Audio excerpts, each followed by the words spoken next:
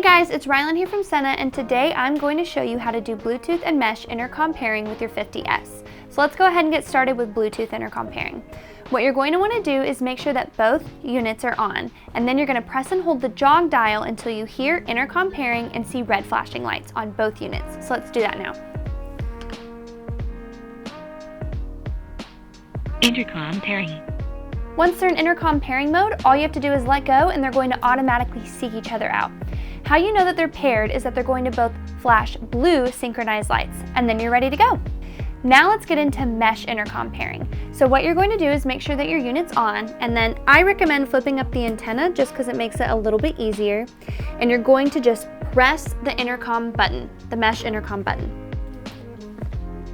Mesh intercom on. Open mesh channel 1.